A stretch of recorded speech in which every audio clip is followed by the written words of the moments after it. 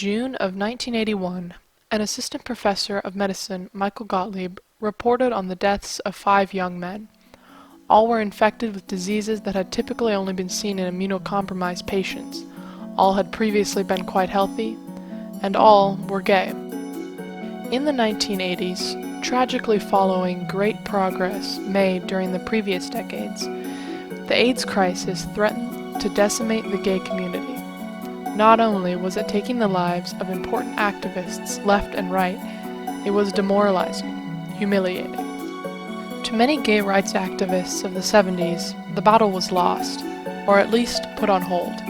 But the AIDS crisis would prove a turning point in this ongoing battle, breaking the barriers of division inside and outside the LGBT community.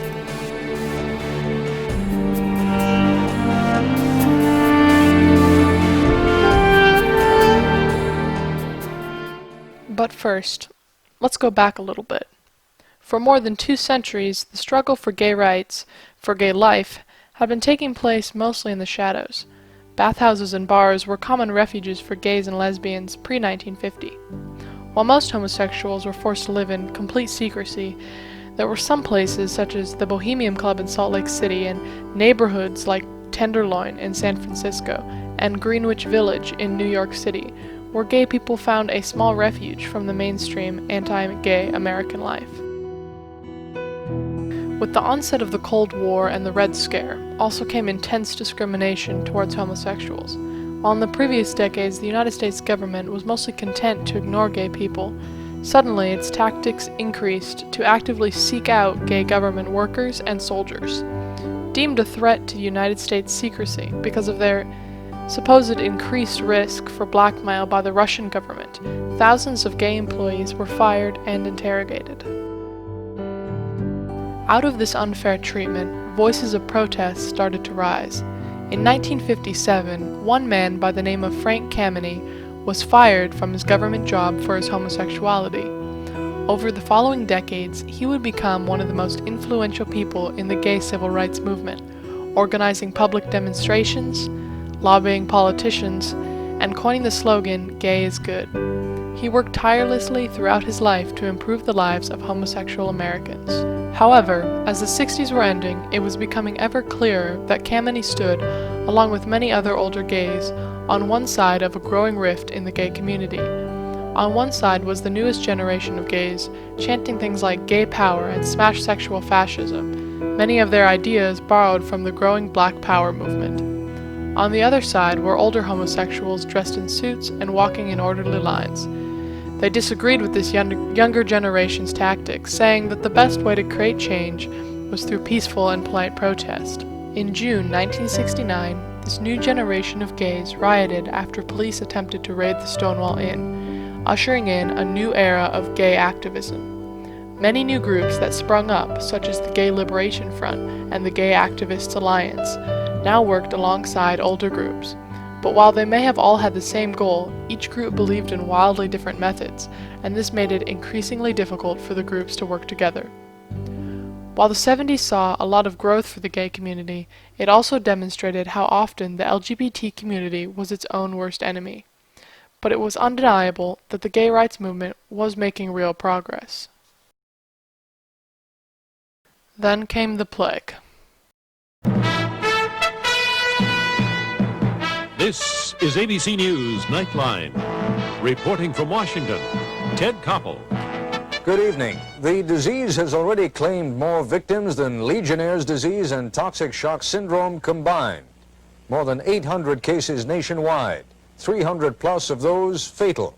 And every day, 3 more cases are identified. And yet, still, surprisingly few people are familiar with the Acquired Immune Deficiency Syndrome, or the acronym by which it's frequently identified, AIDS. We are in the middle of an incredible epidemic. The epidemic is of AIDS, acquired immunodeficiency disease. This disease is currently increasing at the rate of approximately doubling every 9 months. And now a real crisis for San Francisco. It was big news here this morning. The AIDS epidemic, said the headlines, is spreading so rapidly that it threatens to overwhelm San Francisco's financial ability to deal with it. Suddenly, slogans like "gay is good" felt embarrassing. The gay community stumbled as they tried to process the death that now surrounded them. The activist movements of the 70s came to a sudden screeching halt. How were gay men supposed to fight for their rights when their partners, friends, and the people they had come to see as family were dying around them? How were they supposed to proclaim that they were proud of being gay when it felt like this sickness was sent to punish them? The government was decidedly indifferent. During a press conference, Larry Speakes, press secretary for the Reagan administration, laughed when a reporter questioned him about the government's response to the crisis.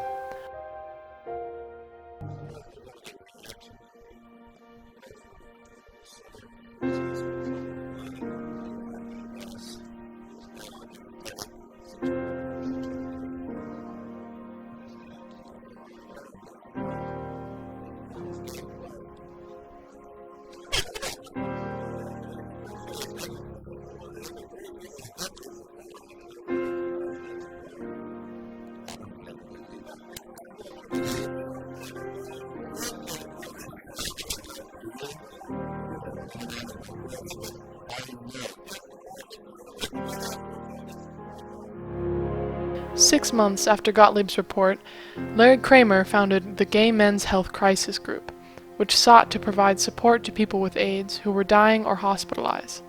They ran therapy groups for those affected, and most notably found volunteers to be buddies for victims of AIDS. But while the Gay Men's Health Crisis Group was doing important work, the biggest service they provided wasn't action to prevent AIDS or find a cure. It was to provide comfort to those who were already dying of it. Sadness permeated the gay community. It seemed as though the fire of the previous decade was gone, now filled with loss. One man, Diego Lopez, told reporters for the New York Times, "I'm a gay man, and all around me, gay men are dying. I never expected to be dealing with questions of mortality with people my own age and younger. I was a Marine in Vietnam, and I dealt with fear. But then we were fighting a known enemy. With AIDS, it's so out of control. Just by the nature of my sexuality, I'm at risk."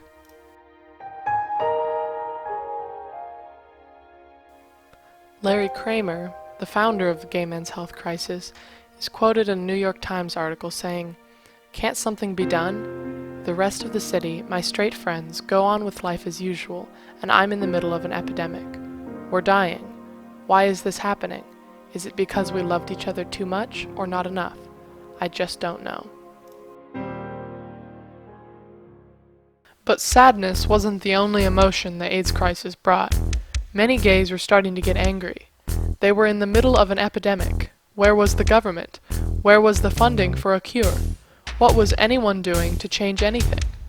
Instead of helping, it seemed like most of society was starting to slip backward down the slope of homophobia, and all the gay community could do was hold each other's hand as they were dying.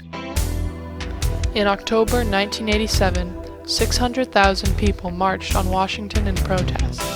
Among them were thousands of rectangles of an AIDS quilt, commemorating all the loved ones who had died of AIDS.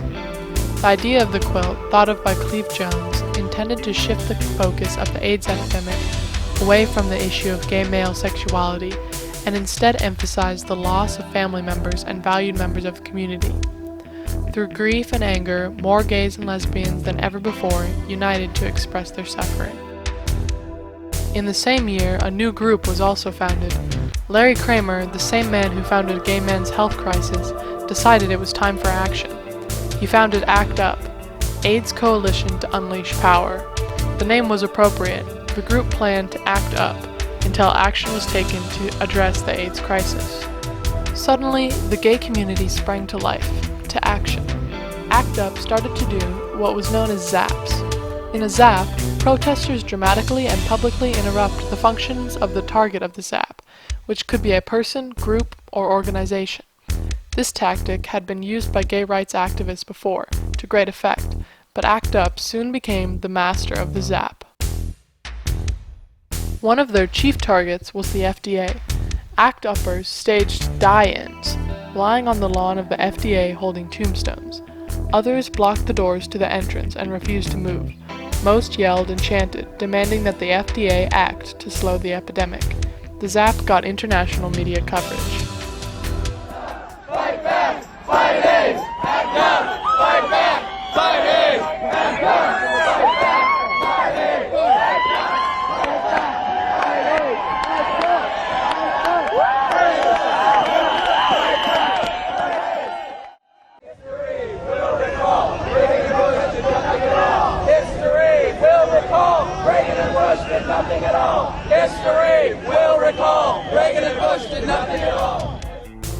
The group also targeted churches, bureaucrats, and politicians, who found them rude and virtually impossible to please, but nonetheless it couldn't be denied that ACT UP made changes. The group demanded faster access to life-saving medicines, and changed the way the FDA processes drugs today. ACT UP's brash tactics had worked to potentially save not just AIDS patients, but others as well. Almost more notable, though, was the way the group represented a diverse and unified gay community. United around a new cause, the LGBT community found inspiration for protests and the advancement of gay civil rights. The AIDS crisis reunited the community by their shared pain. Many joined ACT UP after watching a loved one die and wanting to act. The AIDS crisis was sad. It was painful. It was full of death and destruction and anger. All the progress of the previous decades could have been undone. Instead, the gay community held each other's hands, they marched, and they fought back. They learned to work together a little better because they knew that their lives and the lives of their family was at stake. The AIDS crisis was in no way worth it. Since the start of the epidemic, it's estimated that 35 million people have died of the disease. Yet it's important to note the barriers that were broken to bring the LGBT rights movement to where it is today. Much of that progress wouldn't have been possible without the pain and sacrifice so many went through, battling their way through the AIDS crisis.